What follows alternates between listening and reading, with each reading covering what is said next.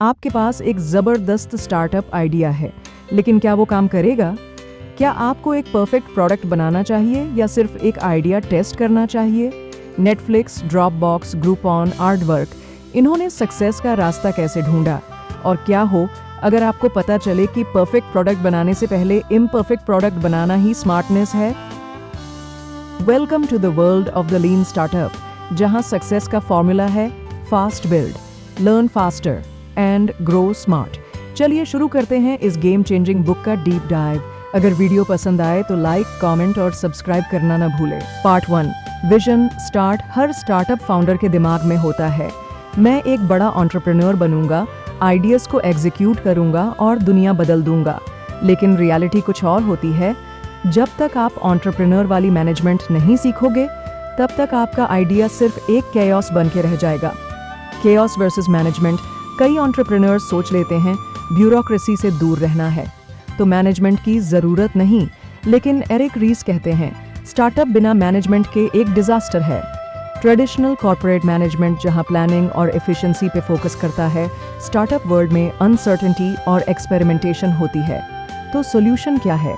A new kind of discipline, entrepreneurial management, build, measure, learn, startup का steering wheel. Eric Ries कहते हैं startup को ऐसे चलाओ जैसे कार चलाते हो, not like a rocket. Car में इंजन होता है और स्टीयरिंग होती है। जब आप कार चलाते हो, आप कॉन्स्टेंटली डायरेक्शन एडजस्ट करते हो।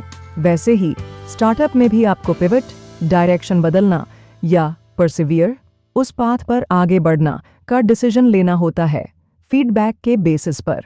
अगर आप एक बड़ा बिजनेस प्लान लिखकर बस एग्जीक्यूट करते जा रहे हो बिना टेस्टिंग के, तो आप रॉकेट लॉन्च कर रहे हो जिसमें छोटी सी गलती भी क्रैश बन सकती है। That's why most startups achieve failure। वह प्लान सही से फॉलो करते हैं, लेकिन गलत प्लान होता है।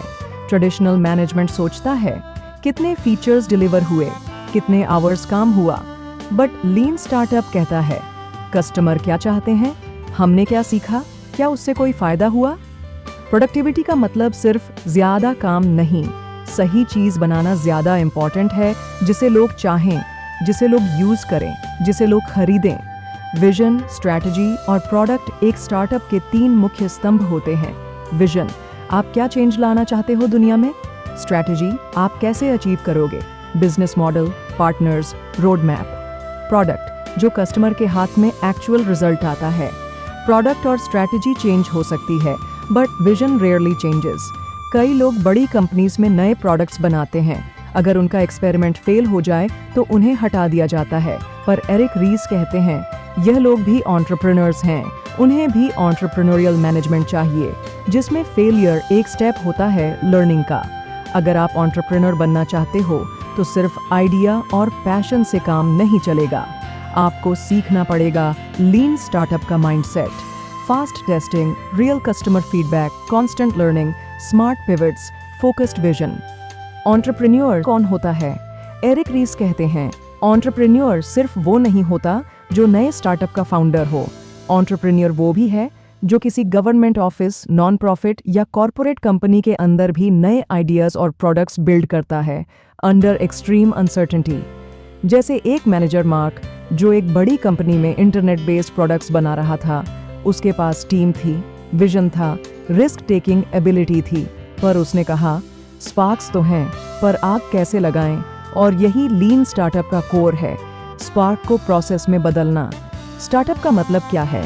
A startup is a human institution designed to create a new product or service under conditions of extreme uncertainty. Size important नहीं है, इंडस्ट्री मैटर नहीं करती, आइडिया का अनसर्टेनिटी होना जरूरी है। चाहे एक गैराज स्टार्टअप हो या एक फॉर्च्यून 1000 कंपनी का इनोवेशन टीम, अगर वह नए प्रोडक्ट को अनसर्टेन कंडीशंस में बिल्ड कर रहा है, वह स्टार्टअप है। स्नैपटैग एग्जाम्पल, 2009 में एक प्रोडक्ट लॉन्च हुआ स्नैपटैग्स, जिसमें सिर्फ एक फोटो लेकर पूरा टैक्स रिटर्न फोन से फाइल हो जाता था। स्नैपटैग्स किसी छोटी स्टार्टअप ने नहीं, बल्कि इंट्यूइट, एक $multi-billion कंपनी ने बनाया था। सिर्फ 5 लोगों की टीम थी, फिर भी उन्होंने टर्बोटैक्स जैसे अपने ही प्रोडक्ट को compete किया। क्या था secret? Lean startup mindset plus freedom from senior management is equal to explosive innovation. Scott Cook, Intuit के फाउंडर ने देखा कि उनकी कंपनी के नए प्रोडक्ट्स बार बार फेल हो रहे थे।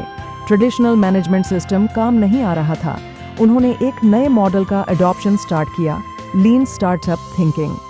सिस्टम्स बनाए गए, fast experiments, real time customer feedback, fail fast, learn fast, multiple product tests per week. Result, पहले जहां एक साल में एक प्रोडक्ट टेस्ट होता था, अब हर हफ्ते 70 से ज्यादा आइडियाज टेस्ट होते हैं। स्कॉट कुक कहते हैं, पहले लीडर आइडियाज को थम्स अप डाउन देते थे, अब उनका काम है एक्सपेरिमेंटेशन सिस्टम्स बनाना जहां सबकी आइडिया टेस्ट हो सके। जब एक ही आइडिया टेस्ट होता है तो पॉलिटिशियंस बनते हैं, जब 500 आइडियाज टेस्ट होते हैं तो एंटरप्रेन्योर्स बनते हैं। यही रियल कल्चर शिफ्ट है। लीडरशिप का काम है सिस्टम्स बनाना, परमिशन देना, स्पीड देना और टीम को एम्पावर्ड फील करवाना। द लीन स्टार्टअप फिलॉसफी कहती है, start small, test fast, learn faster, real data पे डिसीजंस लो, सिस्टम्स बनाओ। Innovation is not talent, it's process.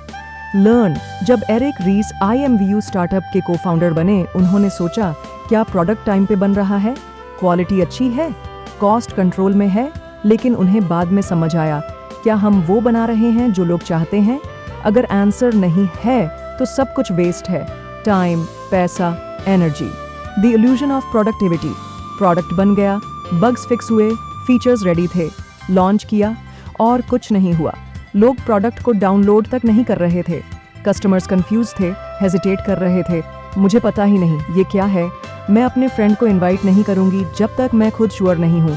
Her bar same reaction. तब एरिक को समझ आया, हमारी सोच पुरानी हो चुकी है।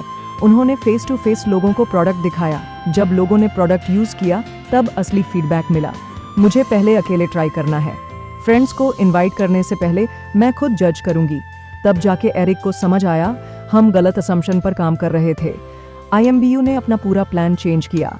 IM एड ऑन हटाया, स्टैंडअलोन सोशल IM प्रोडक्ट बनाया, एक फीचर बनाया, चैट नाउ, रैंडम स्ट्रेंजर्स के साथ कनेक्ट होने के लिए अब यूजर इंटरेस्ट दिखाने लगे, फीडबैक पॉजिटिव आया और मैट्रिक्स इंप्रूव होने लगे। इसी प्रोसेस को कहते हैं वैलिडेटेड लर्निंग, जिसमें डेटा प्रूफ होता है कि आपने कुछ वैल्यूएबल सीखा है। स्टार्टअप्स का मेन गोल फीचर बनाना नहीं होता है, बल्कि सीखना कि कस्टमर क्या चाहता है होता है। पार्ट 2, स्टीयर स्टार्टअप एक कैटलिस्ट है जो आइडियाज को प्रोडक्ट्स में बदलता है। Customer feedback, likes, dislikes, usage data से हम समझते हैं कि हम राइट ट्रैक पर हैं या नहीं। गोल, लूप का टोटल टाइम कम करना ताकि जल्दी सीख के पिवट या परसिवियर का डिसीजन ले सको। Start with MVP, minimum viable product, सबसे छोटा वर्जन जो कस्टमर्स के सामने रख के फीडबैक लिया जा सके। सिर्फ बिल्ड प्रोडक्ट नहीं, बिल्ड एक्सपेरिमेंट जिसे आप मेजर कर सको। सिर्फ ऑन टाइम या बजट के अंदर होना प्रोग्रेस नहीं होता। इनोवेशन अकाउंटिंग का यूज करो, एक्शनेबल मेट्रिक्स का, वैनिटी मेट्रिक्स का नहीं। लर्निंग माइलस्टोन्स बनाओ ताकि इन्वेस्टर्स और टीम दोनों ऑब्जेक्टिवली प्रोग्रेस समझ सकें। हर लूप के एंड पर सवाल, हाइपोथेसिस सही है या गलत? गलत है तो पिवट करो, न्यू स्ट्रैटेजी ट्राई करो। सही है तो परसिवियर करो और ग्रो करो। लीन स्टार्टअप का मैजिक यही है, वेस्ट कम होता है, कैपिटल एफिशिएंट ग्रोथ होती है। हर स्टार्टअप के 2 सबसे रिस्की असम्पशंस होते हैं। वैल्यू हाइपोथेसिस, क्या लोग प्रोडक्ट को वैल्यूएबल समझते हैं? ग्रोथ हाइपोथेसिस, क्या प्रोडक्ट ऑर्गेनिकली ग्रो करेगा? एग्जाम्पल, फेसबुक ने अपने अर्ली डेज में प्रूव किया कि लोग रोज वापस आते हैं। वैल्यू, और कैंपस पर तेजी से स्प्रेड होता है। ग्रोथ, दूसरे कंपनीज के एग्जाम्पल्स से सीखो और उनसे ऑपोजिट सिचुएशंस को समझो।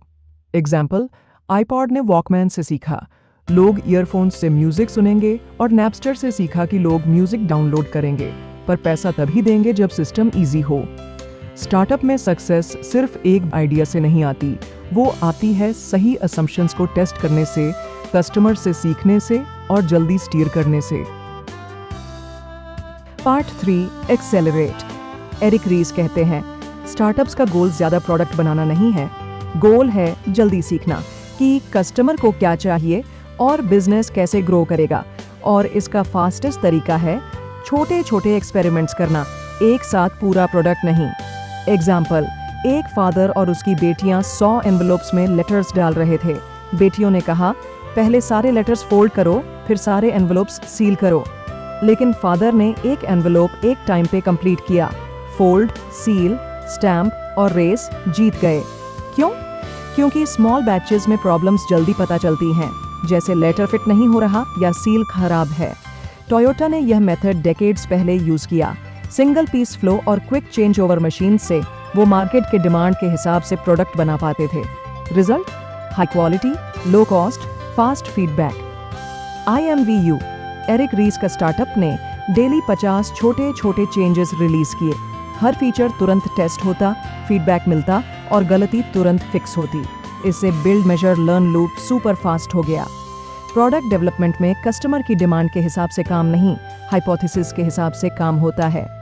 एक छोटा हाइपोथेसिस बनाओ, उसे टेस्ट करो, सीखो, फिर अगला स्टेप लो। Large batches equals slow feedback, more risk. Small batches equals fast learning, less waste. जितना जल्दी आप सीखोगे, उतना जल्दी आप अपना स्टार्टअप ग्रो करोगे।